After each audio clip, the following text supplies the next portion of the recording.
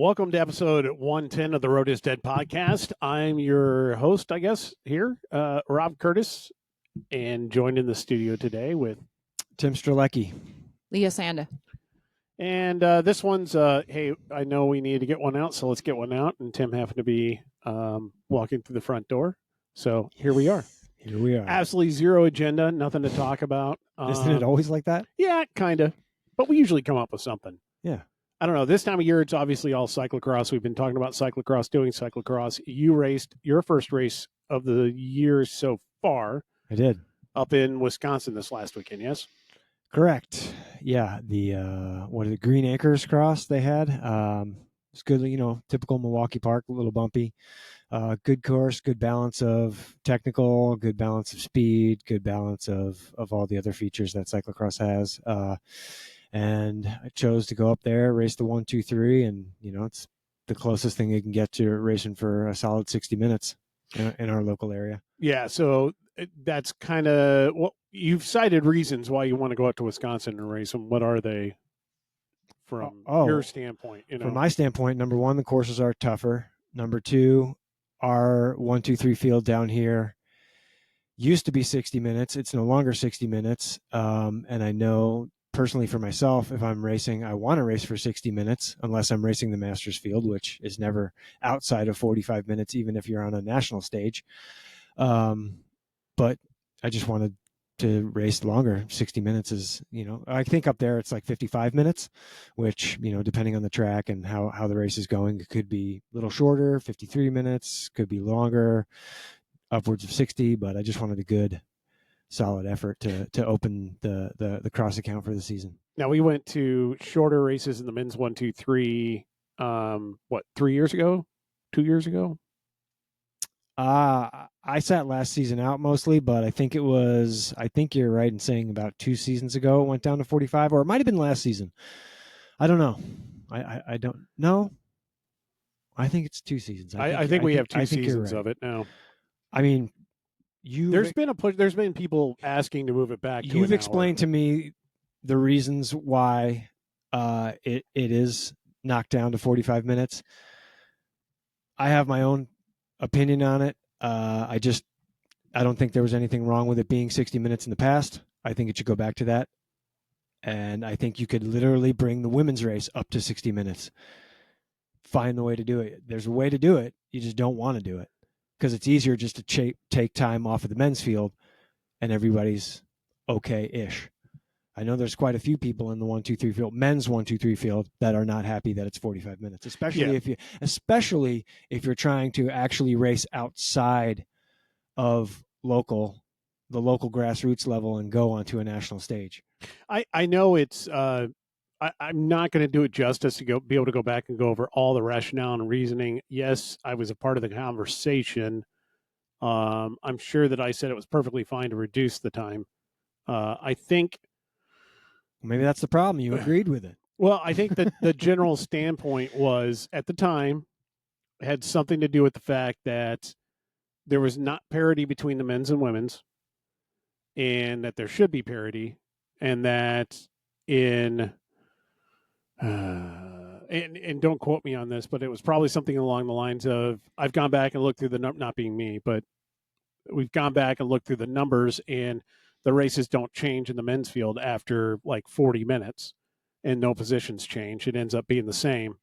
And it always ends up being this huge dead hour in the middle of the day when we're already scrambling for time slots as it is, because every year, I can say the CCC every year is being bombarded for special, I'll call them special interest groups. It's not really special interest groups. It's just small groups of people who want to have their own specific category, their own specific race, their own time slot, or whatever. And we've been maxed out on time for probably 20 years now, or probably 15 years. We've been maxed out on the time of the day.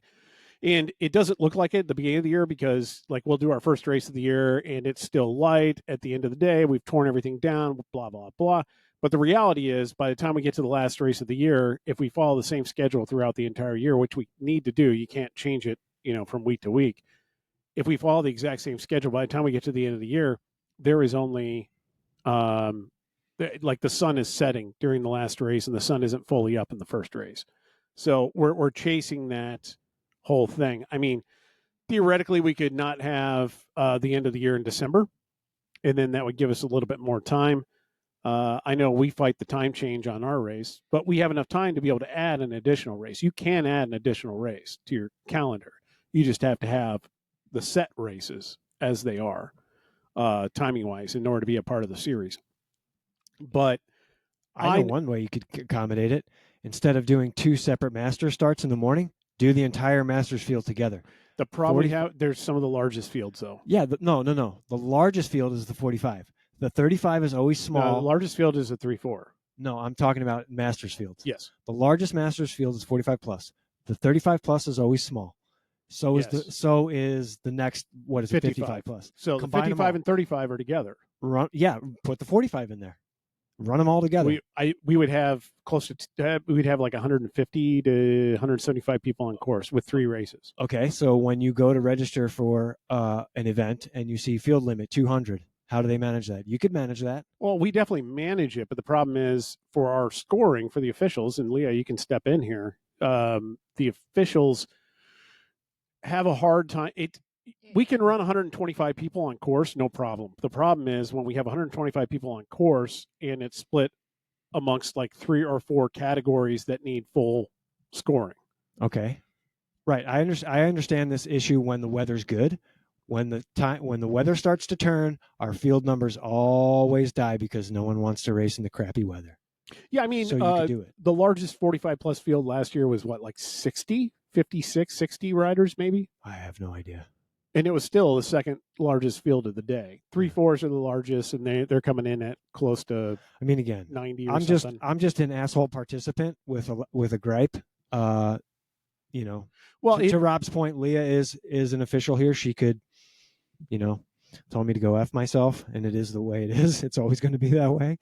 But I just think that our courses have a natural limit to really how many people can you shove out on that course and them be able to race. And I think 125 is about what it is. It really has nothing to do, I think, with being able to score the race or not.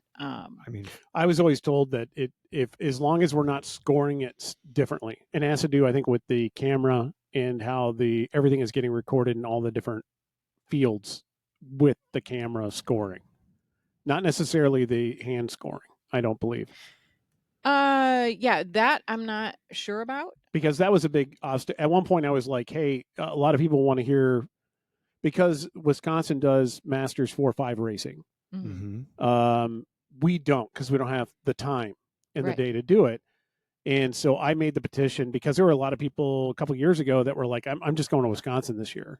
Mm-hmm. And it was because they have the Masters 4-5. Their fields are completely different than ours. And so I was like, we should be able to do the Masters 4-5 here.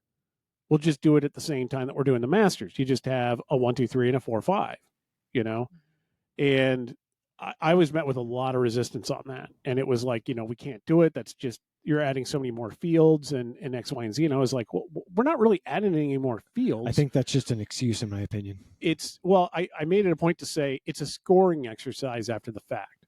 Right. So I was attention. I was just saying, we don't have to do anything different during the race.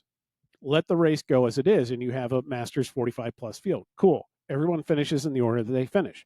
After the fact, you go through there and you go, okay, that's a Cat 4. That's the highest finishing Cat 4. They won the Masters 4-5. Next one, there's the next Cat 4 or 5. He's second place. You know what I mean? Yeah. And I was like, it's just a scoring exercise after the fact. Now, that was, okay, we can probably do that.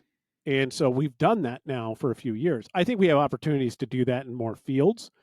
But I will say, from Kenny's standpoint, Kenny's listening to this. From Kenny's standpoint, our announcer who has to do all the podiums, there's like a billion podiums on any one of those given days. You have the race one, the series one, for every little scoring category known to man. And like we may run a 1-hour slot that may result in like 12 podiums that have to take place in the next 45 minutes. Well, that's because the junior podiums, there's 75 junior podiums. Yeah.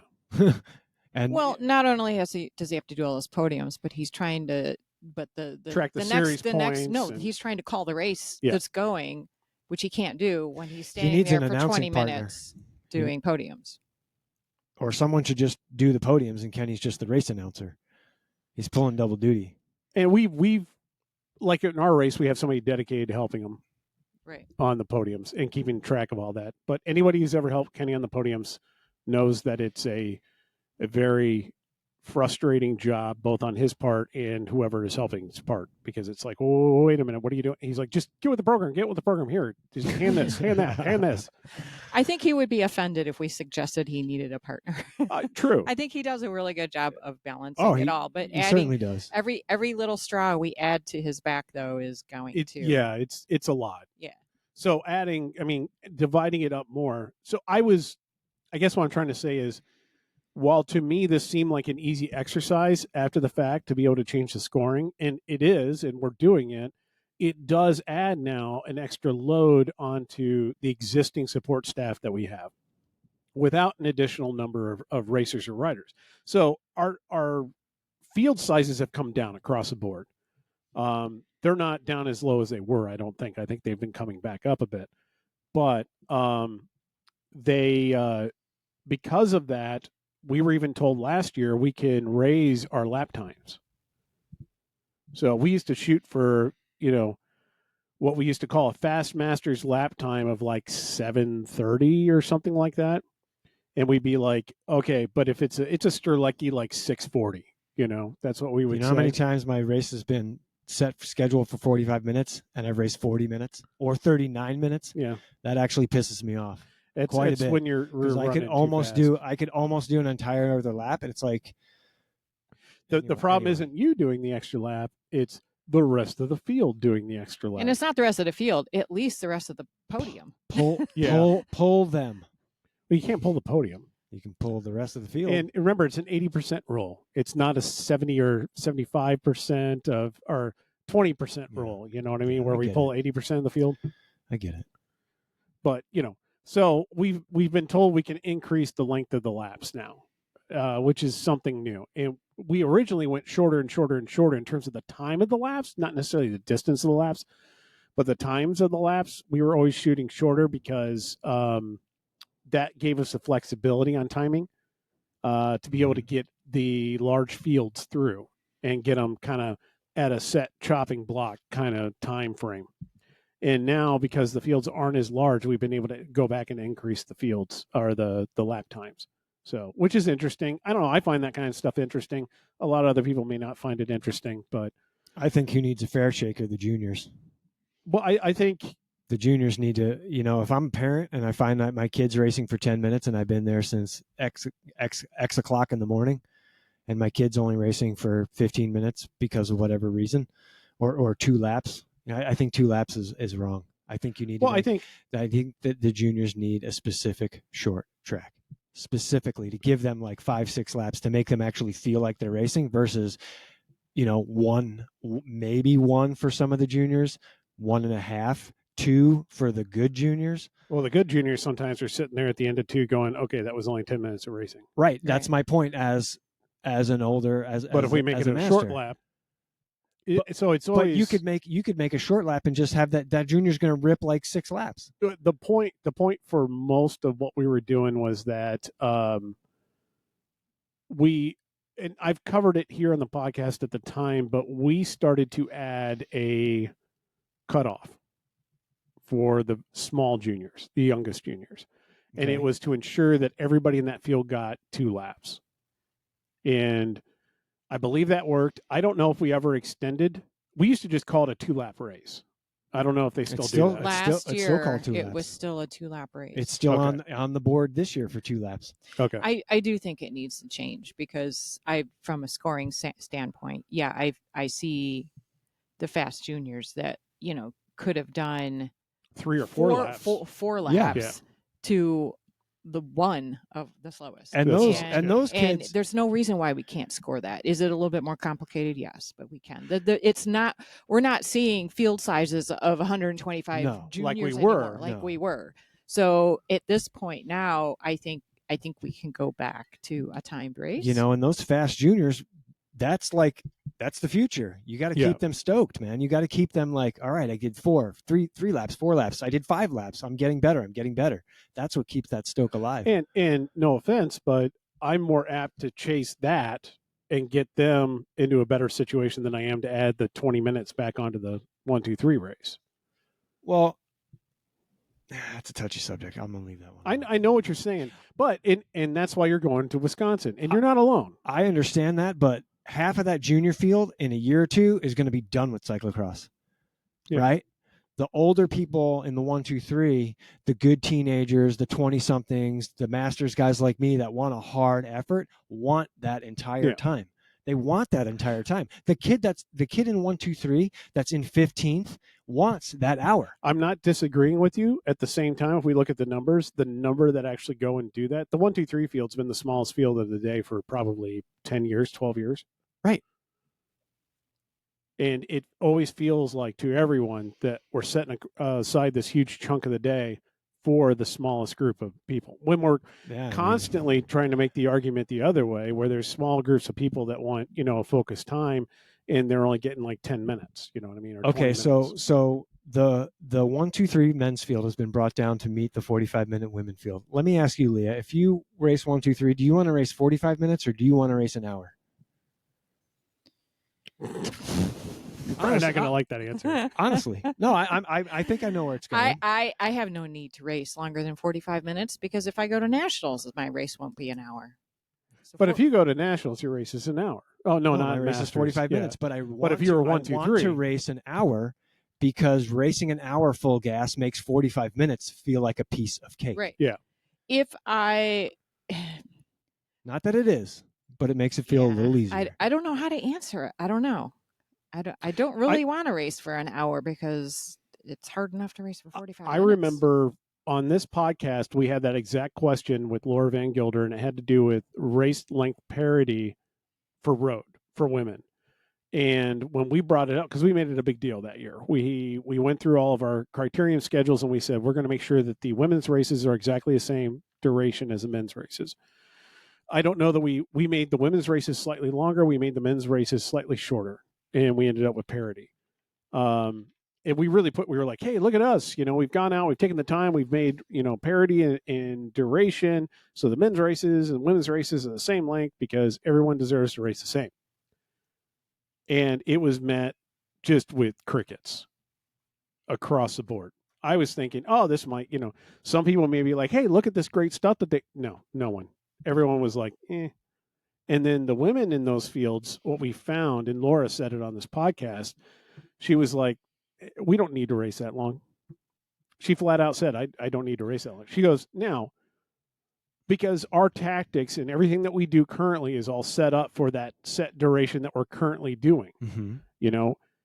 I don't need to, worry about it. It totally changes the racing for you to add 20 minutes onto it. Not that we wouldn't adapt to that eventually, right? But I have no desire to learn to do that right now. I guarantee if you walk through the current women's 1, 2, 3 field in our series, they'd be like, no, we don't need it. We don't need to race an hour. I understand that, but for those reasons you just mentioned, I would assume that it translates into cyclocross as well. And at the same time, I think that if we look at national championships, women's national championship length duration for Pro 1-2, how long is it? Is it 50? I don't know. It's got to be. No, I think it's at an one hour. point in time. I think it's an hour. UCI was 50. I think it's an hour, but it may have changed. I don't really keep my thumb on it anymore. But I think both should reflect what the national championships are.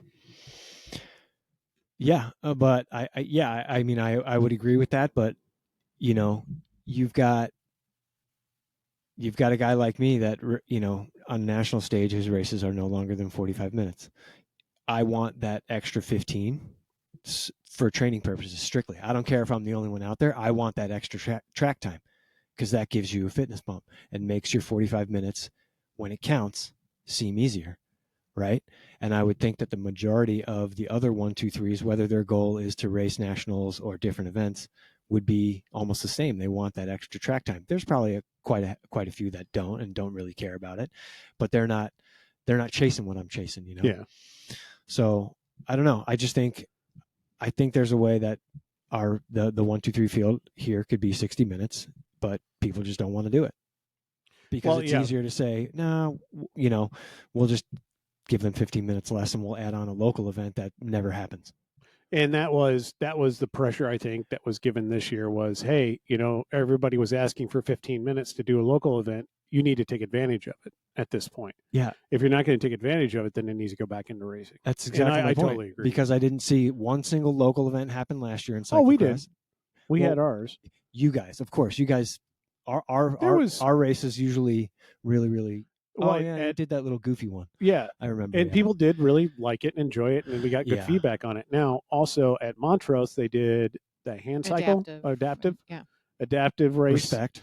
And that was run, you know, and it was done. I don't know what the feedback was on that. I'm sure those that raced it loved it. I don't know. I want to say there were other races that did certain things with their time, and it was all different at every venue. And that was kind of the point, was to make a time slot where everybody could do that. And that was based on the pressure that no one ever hears about, but that we get as race promoters in the background of, you know, those most underserved are usually the loudest at complaining that they don't have their own specific time, venue, or whatever to do what they want to do in their race. And it's always, when you sit down and you ask 1,000 questions, you usually get to this point where they go, yeah, you know, you're kind of right. I guess I see why you guys are doing what you're doing. But the reality is, you know, everyone thinks that their problem is the most important problem. That's how society works. Yeah. And I get that. No matter what. When you're trying to put together a schedule and everything else, you're always just like, well, we got to serve everybody the best that we can, you know, and that's where you kind of get into this bogged down mire of like, well, what do we do? And that's why changes take a very slow time. And also because a lot of times we get asked the same questions year in and year out. And it's like, we've covered this. We've covered this 1,000 times. Now, we don't publish all of that, and we don't publish the whole discussion on that because, quite honestly, when you have a discussion on that, every little special group will dive into anything that's said and just take everything out of context and make it like, oh, this is the worst thing that's ever been said about, because, you know, you're not even thinking about me and what I want to do. You know what I mean? When it's really just a general discussion of, I don't know, what's the best for everybody? What do we do? You know? And at the end of the day, it's all a freaking hobby, you know, and everybody gets really jumped up about it. So it's hard. It's not an easy thing to do. You're pointing fingers at me. I can see it. I can feel it. I'm not. No. I can feel it. You are absolutely, you're not the only one at all. No, you're not the only one at all. No, I know that. You know, I could sit here and say, yeah, you know, our courses, if they were hard, 45 minutes is legit, but our courses are very easy. True. Our courses are very easy compared to what I've raced in my career, you know, not only here, but outside of the Chicagoland area, where 45 minutes on a hard course, I got what I needed versus 45 minutes on easy. It's course. Interesting too, because you're approaching this from the standpoint of, if we want to prepare riders from our area to go to nationals or just to take the next step in whatever their cyclocross journey is. We've never been that series. Why? And it's a good point. It's a good point. I don't know why. We just haven't. It's like I said earlier, Wisconsin develops the talent and we develop the party. Yeah. That's it. I don't know about party even anymore. We developed that culture. Ever since I've been in this series since 2016, it's always been, this is the party series. It's interesting because we didn't have any parties from 2016 on, I don't think. It used to be a lot more partying. Oh, from what I've seen, you know, just in a YouTube rabbit hole, there used to be a lot of that, which I'm glad I wasn't around for, honestly, because that's just not my vibe. Like I'm the true racer dick. Yeah, like I show up. I don't even think I have a purpose, and I want to from 2016. I want to execute. On. You know, I'm not the one that's there for the after party vibes or anything like that. Yeah, but I mean, to that point, I think we've always been like, if I think back to that time period of like 08 on, actually 06 on, those that were winning the 1-2-3s were local heroes. They weren't going anywhere to do anything else for the most part. I mean, I'm sure there's somebody who will point out a specific case where that wasn't the case, but you know, Yeah. I don't know. I'm sitting here thinking, and a couple of riders come to mind that ended up doing stuff at more of a national level. But for the most part, it was just older guys that were just doing well locally and just did our local series, and then that was their season. And their claim to fame at the end of the year was, I won the 1-2-3. I mean, I have, I'm still relatively young in not in age, but in spirit. And, I have things that I want to achieve, and I want to be able to do that. And that's why my attitude is the way it is, because I put a lot of time and effort into wanting to do well. There'll be a time where, this guy no longer exists and he's all about the party vibe and, whatever else. But until that day comes, I'm always going to be, I've been a racer since I've been 6 years old. This old habits die hard. Yeah. Well, I mean, I want the most out of what I'm going to do. And I understand it's not easy, like you said, to please everybody. And I don't know, nonsensical rambling. Sorry. No, I don't think it's nonsense at all. And you're not the only one that feels that way. I mean, Leah, you're looking at doing possibly more elevated events this year, and you're not necessarily focused on the CCC. No. I think that's fantastic. I really do. I'm focused on racing some of the UCI weekends, not the UCI races, but those events and maybe some Wisconsin stuff. And if you had 60 minutes in your pocket, it would prepare you for that. Not that you would want to race it, but it would prepare you for it, for the harder tracks. Well, the thing I like about those events is it's a 45-minute race. Was Englewood a 45-minute race? Yep. Yeah. Mine was a 45-minute race. And that's awesome. I mean, if I race locally, if I race category, I think I would get 45 minutes, but in Masters, no, it's like 30.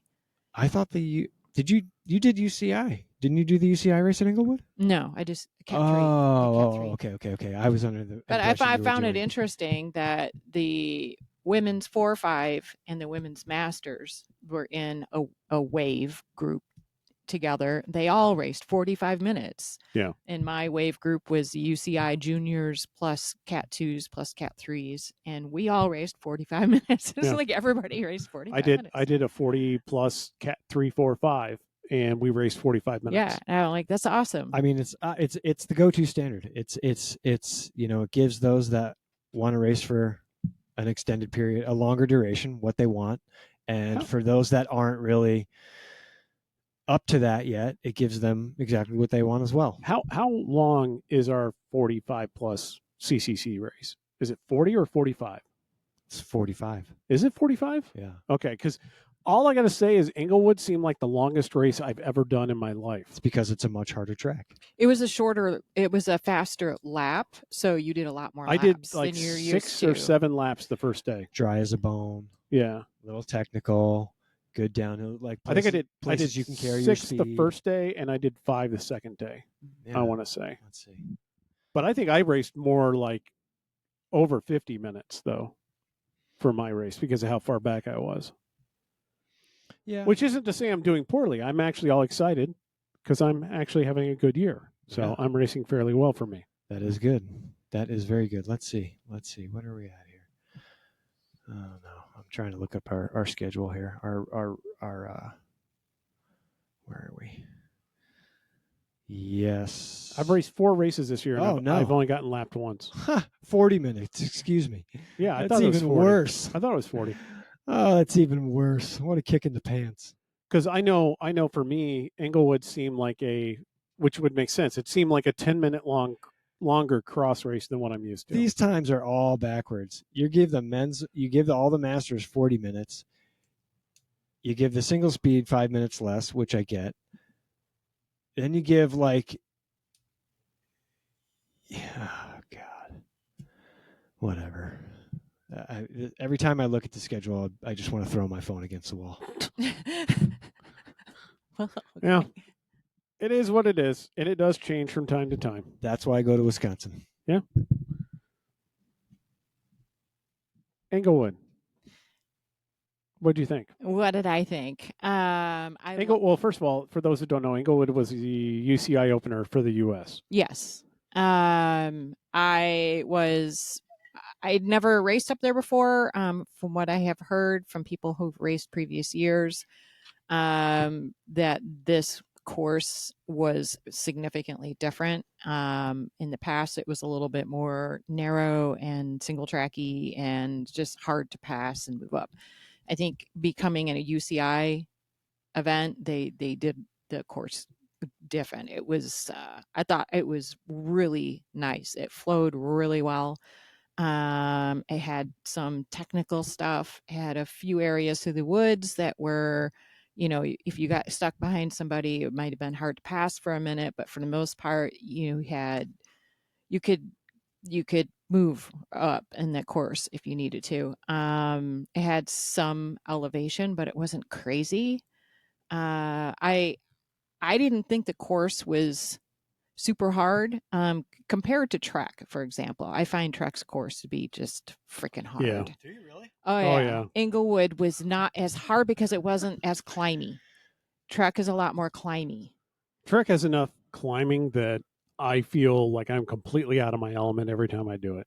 Yeah. So, but yet it was technical enough at speed at Inglewood to really put together a good race. I enjoyed it. Trek is by far, in my opinion, Trek is the hardest course I do all year. I would say ours is probably the second, except I usually don't race ours, so I don't really know. Maybe we need to change that this year. I'm going to race this year. I mean, we've got 2 days this year, so I've just got to figure out the whole racing thing. Yeah. And make sure that I don't, imbibe too much on the Friday night or whatever, Saturday night or whatever. It's easy. Just don't. I know. Yeah. I understand that, but it's been simple. an issue in the past. That's the only reason why I'm bringing it up. The past is the past, Rob. I understand. Work on the future. So yeah, I was sad to see the field sizes as small as they were, which had nothing to do with the event production. I thought it was a great venue and a very well run race. I think maybe it was just a little early in the calendar, which is weird to really yeah. bring a big draw. I think because when you hit, then there's really nothing UCI wise until almost a month later.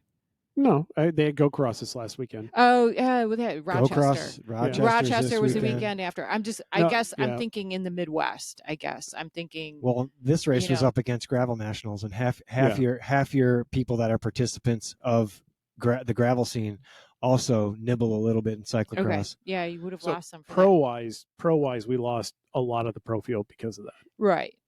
Well, I just think of it from me. If I don't want to have to deal with massive travel and I want to look at stuff that's I can drive to Inglewood, and then the next thing for me would be Trek. Yeah.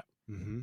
And I think that's true for a lot of people. And I've heard a lot of people talking that it would be a whole lot nicer if no matter where it falls in the schedule, if it was Inglewood and then Trek, like opposite weekends. Yeah.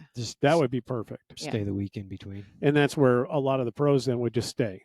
And they would probably move up to, Waterloo area and ride the Trek course for the week. Well, yeah. Instead of having Trek be the last event, it should have been Inglewood, Trek, and then Go Cross, then Rochester, then Charm City. Your American Cup or whatever they're calling it. The USCX. Yeah. Although we do have, after Trek, we have Indy, which is another close to home Midwest, and then after that we have Cincy, another Midwest, both within 5 hours. And it's like boom, boom, boom. They're all they're 3 weeks in a row. Trek, Indy, and Cincy, King's Cross. Yeah. Rob, you raced both days. Yeah. I think I remember you saying you were pretty dead the second day, but you had a really good race the first day. Yeah, I don't know that necessarily everybody wants to hear my over expounded upon race report that I have a tendency to do. Cliff Notes. Okay, Cliff Notes version. I'm really enjoying racing my bike. That's probably the Cliff Notes version. A little bit more than that. Yeah, going up there. I've got so much mileage in me this year for me. Yeah, this is not a competition. I am over 3,000 miles already for this year, and I literally don't have records that have 3,000 miles in them, I don't think, unless I go back to the early aughts. I don't believe. Don't tell me you don't compete, Rob, because you. Oh, I compete. You let me know every time you have a good Strava segment, so I know you're competing. Yeah. I definitely compete. And I think I mentioned this, but in my personality, I have felt so uncompetitive for so long, and it tears my soul out. So much so that you become the antithesis of what you really are, if that makes sense. So in other words, like I can't be competitive when I suck that bad. Otherwise, I'm going to be depressed all the time. So for all those years where I can't compete, I basically just go, well, it's not like I'm really racing, And in my head, I still, for some stupid reason, sitting on the start line in those last few seconds before a race starts, in my head, even, I get this weird thing like I've got a chance. Even though I know I have no preparation and there's still that thought of, I got a chance. That's positive. And then you're down the front straight and realize I never had a chance. I don't have a chance anymore. So I've dealt with that for so many years, and it's been hard for me to swallow. It always has been, but obviously not hard enough that I made huge life changes immediately to fix it. I understood that there were other things and it was going to take a long time. I've been down to this weight before, and I've been down to this amount of mileage before, and I know how much work it took me to get there. Granted, the last time I went from 225 pounds down, this time I went from almost 260 pounds down. So it took 5 years, 5 years of steady work, because that's what works for me. Yeah. I can't do it quickly. That's actually the healthy way to do it. And that's the way I look at it is it's not a matter of if, it's when I'm going to quote unquote fail. Mm-hmm.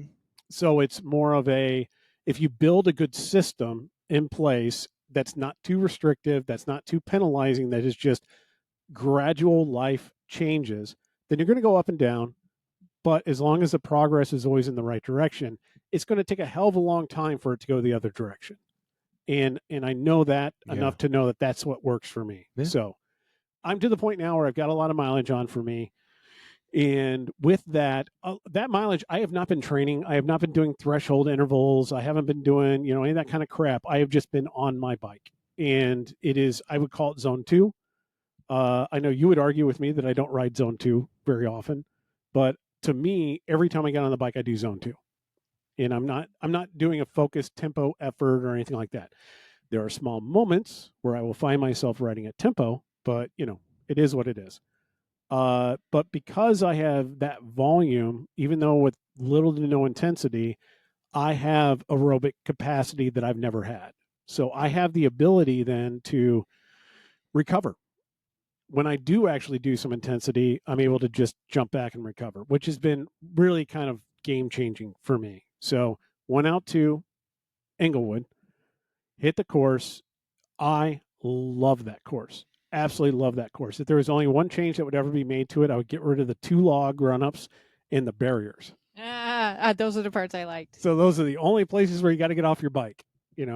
I would eliminate those places, and then it would be perfect. You got to learn that skill. No, I know that skill. I can always improve on it.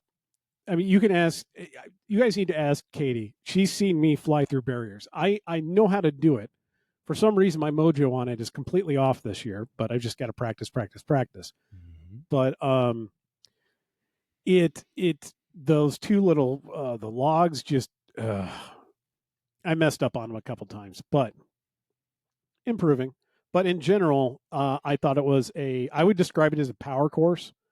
There was it wasn't like a ton of climbing, which for me, as somebody who hates climbing, there was enough that definitely affected me, but it was like power climbing. It wasn't huge steep grades. It was just constant applied power. The handling, I don't think it was technical, but I think there were areas to where if you were trying to squeeze all of the speed that you could out of it, you could turn it into a technical race, if that makes sense. I think that those that have good technical skills were at an advantage by being able to carry more speed through certain sections. That being said, I think that the smallest child who first gets on a bike could have easily ridden that course, in my opinion. Although they would have a hard time getting up over the logs, but that's why they need to come out. But in general, I think it was a great course. I had so much fun racing it that it's disgusting. I was able to take the start, race my race, and I didn't come in last. And it wasn't like it was a wide field. It was, I call it like a biased field or a self-selected field. The only people, there were like 13 people that showed up. The only people that showed up were people that have done this before, have done it often, and knew what they were doing, and were looking for an opportunity to race a UCI race. Mm-hmm. So that in and of itself meant it wasn't a typical weekender field, you know? Yeah. And I was able to beat 4 guys, you know, which I haven't beat 4 guys in a race in a long time, I don't think. Maybe I did it once or twice last year, but that was in a bigger field. So it definitely boded well for me, and I had a lot of fun, and it is fun. I started dead last. I got a bad start. I was behind somebody who checked up looking for their pedal, and I had no option other than to hit my brakes full on. So I went stop to decent speed to full stop to going again. So I was dead last at that point, and I didn't let it freak me out. Just kind of did the whole, you know, you got endurance, just ride your ride. Mm-hmm. And I just focused on the corners, and I focused on, okay, this is the area where I want to go fast. This is where I want to do this. This is where I want to do that. And I slowly just started to reel in riders. A lot of riders go out hard and peter off. And I am finding that used to be me, but now I'm doing the opposite, where I'm going out slower and I'm getting faster every lap. At least I think. I haven't seen timing splits to really tell you, but I feel like my faster laps are towards the end. Getting more familiar with it, getting into that groove, you know. So it was fun. I had a lot of fun. I was able to actually race people, and that's all I want in a race. Yeah. Period. And then, you know, I did like 4 pre-laps the first day. I did an hour warm-up or 40-minute warm-up, and then raced the race that ended up being almost an hour for me. I mean, I had more hours on the bike that day than I probably had in any one particular time since I've done like a border run or something. So I didn't think that was that big of a deal, although I did in the back of my head kind of go, I'm spending a lot of time on the bike. The next day, getting out there, I went and I did a pre-lap, and almost immediately my legs were like, they weren't sore, but they were like, it's like when you pick up the phone and call down to the engine room, and the engine room goes, yeah, no, sorry. You know, this is all we got, you know, and it's not pain or anything else. It's just, you feel like your legs are full of lead, and they're just not spinning. You got to shake them out for 15 minutes after the race. So I did multiple pre-laps, and then I got on the trainer again and did a full warm-up. The only problem to that is that Leah's got a really cool warm-up routine. I've programmed it into my Garmin, and I've done it based on percentage of FTP. And I had a number in for my FTP. You and I have argued about this. Not argued. You're right. I've just been listening to you tell me forcefully that I need to just test and get it over with. I understand that. But winter is coming. I had a number in there that I've just thrown in there. And occasionally Garmin will like change it. And it's changed it up, but it's changed it at a level that I still think is very low. But to its credit, I haven't done any intensity, like I've said. I haven't ridden out of anger at all. So I did the first race. I got done, and my Garmin flashed a bunch of shit at me. You know, like, recognize new this. Well, recognize new that. And it updated my heart rate threshold. It updated my FTP, and updated my, what do they call it? VO2 max. You know, all of that all at once. And it was like, cool, thanks. Well, I forgot the warm-up routine is based on percentage of FTP. It recorded the new FTP in the head unit. So the next day, I'm doing this pre-lap, whatever. I'm feeling sluggish. I get on the trainer, and all of a sudden, I'm like, God, why is this so much harder? You know, why am I having to, this is way harder than it was yesterday. It took me until the end of the warm-up for me to go, oh, yeah, it updated my FTP. And it was like 20 watts difference, you know, 25 watts difference is what it added on there. And honestly, it's probably more accurate than the guess that I was putting in there, but still a 25 watt difference to your warm-up routine overnight on dead legs made for an interesting morning. So I started the second day.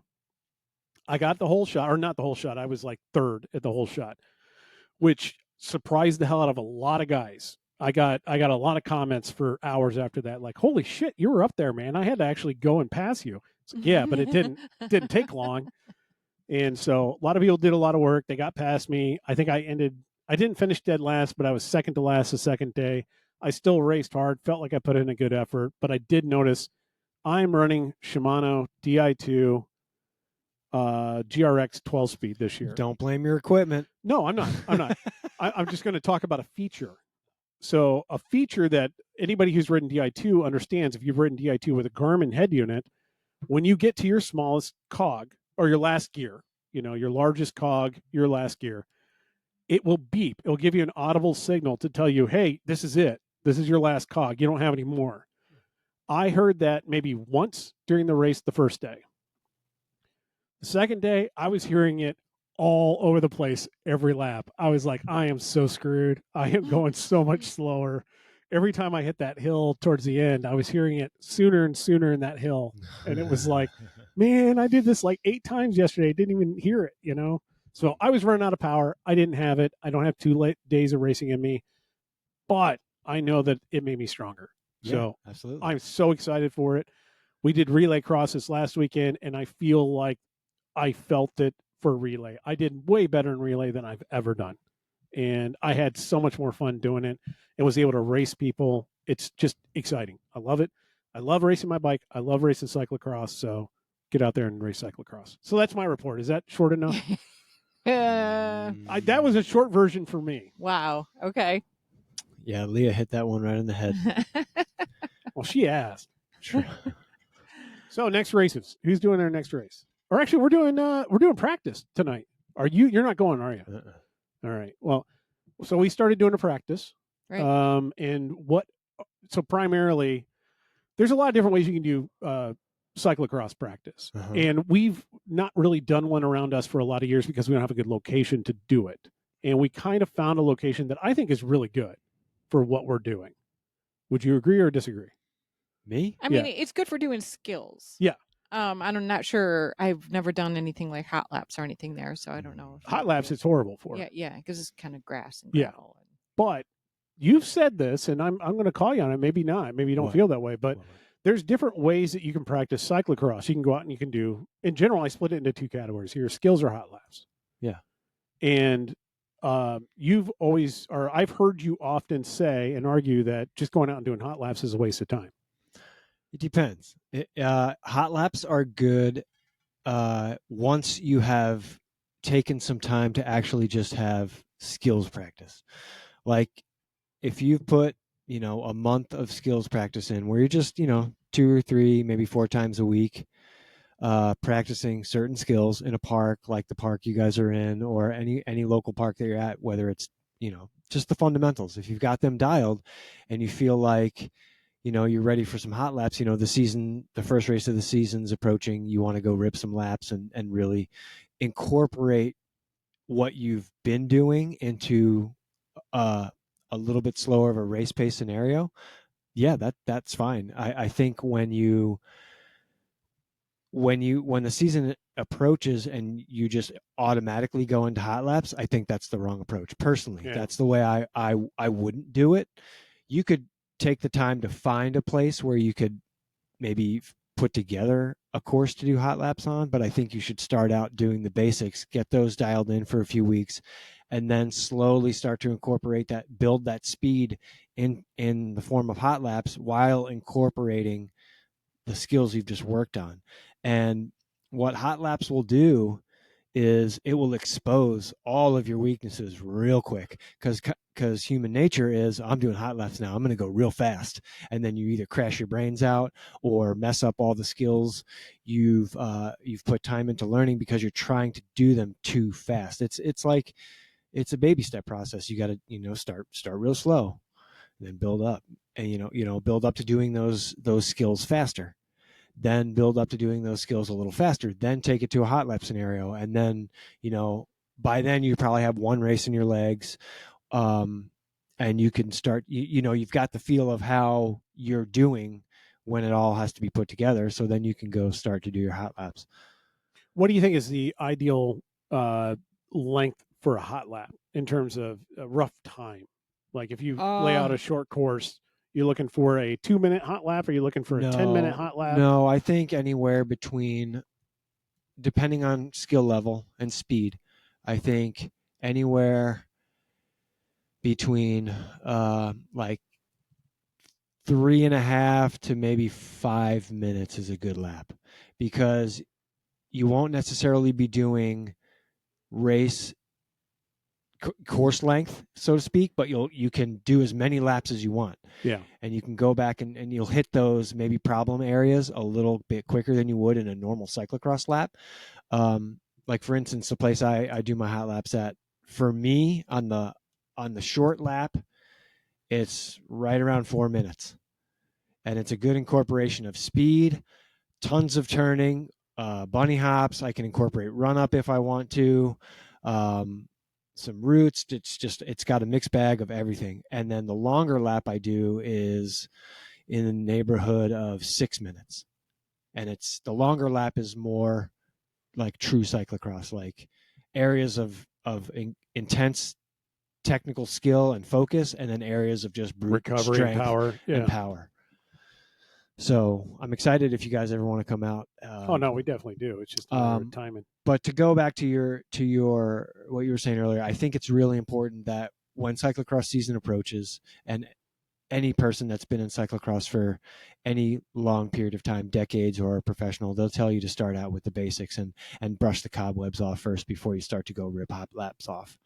As fun as they are, they can really do more damage. Yeah, they can really mess you up because you're excited. Cross season is here. The weather's cooler. There's leaves falling. It's that whole vibe that cyclocross gives you. And you're just like, I love this. And you're going away, all it takes is one route to to sneak up on you that you didn't see. Bam, broken equipment, or even worse, broken over. You. Yeah. I will say that there was a period in time where every season for me started with bandit crosses. And some of those bandit crosses were the first times that I had gotten on my cross so bike. Dangerous. And I would go all out. And first thing would be like, oh my God, this is what it's like to ride on grass again. Why does this hurt so bad? Then the second thing, I would be going all out. Third would be I would turn like a roadie. I would lean my turns. Yep. And inevitably there was at least 2 years, maybe 3 years, where the very first bandit cross I did, I would make a turn and lean the bike instead of, do it like you should. And inevitably I would slide out and this elbow would come up into my ribs and I would feel as though, whether I had a broken rib or not, it would feel as though I had a broken rib. Yeah. And that would last for, 2 months into the season, where I the whole season would be like that. Every time I would breathe hard, it would hurt. Yeah. And then you get up, it screwed everything. You get up, check your equipment. You're like, all right, my derailleur's fine. Everything's good. And then you feel your tires and realize you have 55 PSI in them. Or you're like, what? I lowered it. It's down to like 45. Lower. Yeah. But I think, and that's been my approach really to this season since I've, made a conscious effort that I'm going to go all in for this cross season, is to really like take it slow and learn from the lessons and the lessons I've learned in the years past, where starting out way too fast is not the way to do it. So baby steps, and we're in a good spot right now, I feel personally. Yeah, no, I like the what we did last week, Tim, with you. I think it sounds like people want to do something similar tonight. Yeah, I'll probably be there. I won't be there this week because I roasted myself yesterday, but I'll probably come out next week. We can formulate some stuff. If you're in our area and you're out in the far west suburbs and you're interested, give us a ring. I won't necessarily give you the full quote unquote invite, only from the standpoint of we just want to be focused and not necessarily be teaching everybody brand new skills from start every time that we're out there. Not opposed to it, but just trying to find the right mix and adding some people slowly to this get together and or practice. So not the cattle call that you have out at Cricket Hill downtown, if you know what I mean.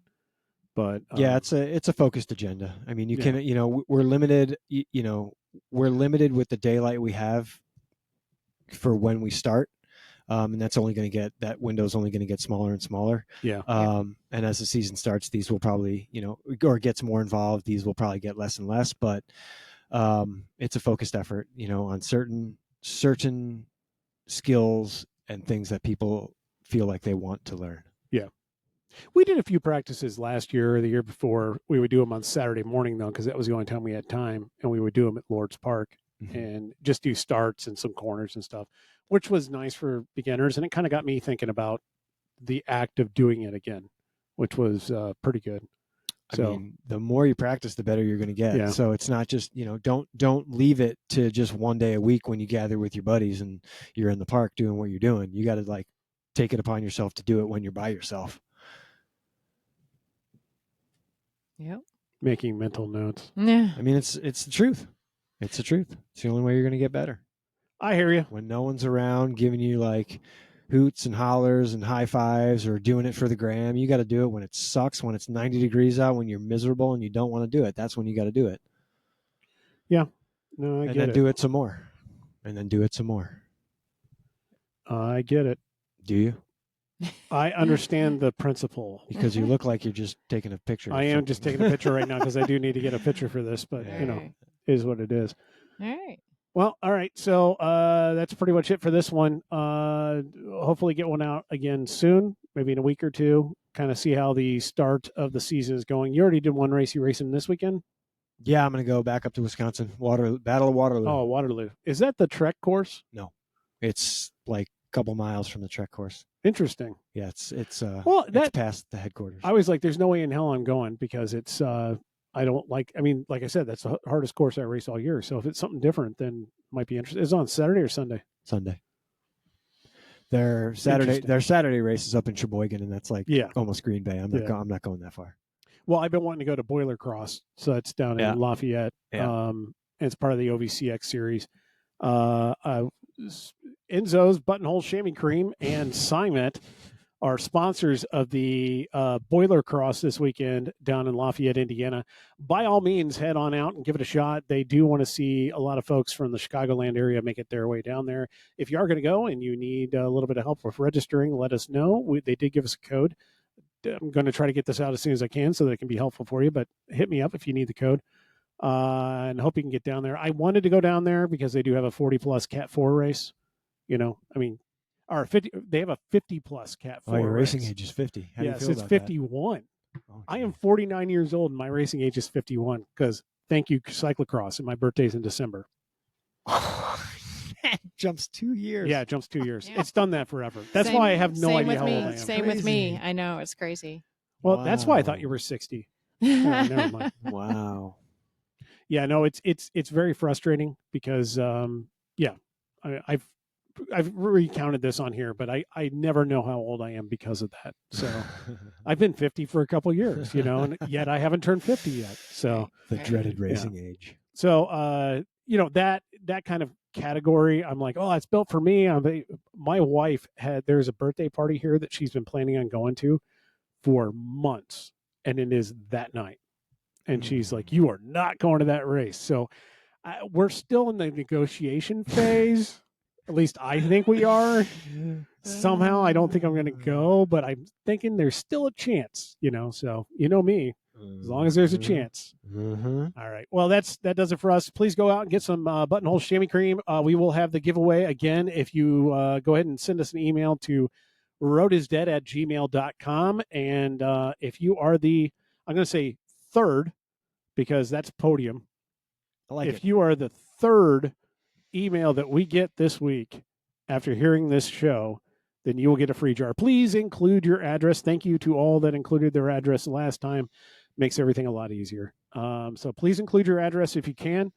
And if you are the third person to email after this, we will get you a jar of Buttonhole Chamois Cream. Also, if you're listening and would like to hear us cover any one particular topic, I did get some messages this last week. I got one in particular asking about tire pressures in cyclocross. That would have been a good one. And specifically, he was asking which episode it was where we discussed some of that, because he had thought that you had discussed it at some point in time. Yeah. I wanted to go back and listen to that episode, and I could not recall that episode. So outside of that, if you have a specific question that you'd like to hear us cover, by all means, send us an email. We'd love to cover it and get that out there. But apart from that, thank you for joining us. Get yourself some buttonhole chamois cream. Ask your local dealer if you do not currently have it, or you can always go to our website and get it off of there. Also, get some wheels. Get them glued up. Trust the person you got gluing them. That's all I can tell you on that one. And fact. Hope you have a great cyclocross season. Apart from that, thank you for joining us and enjoy the ride.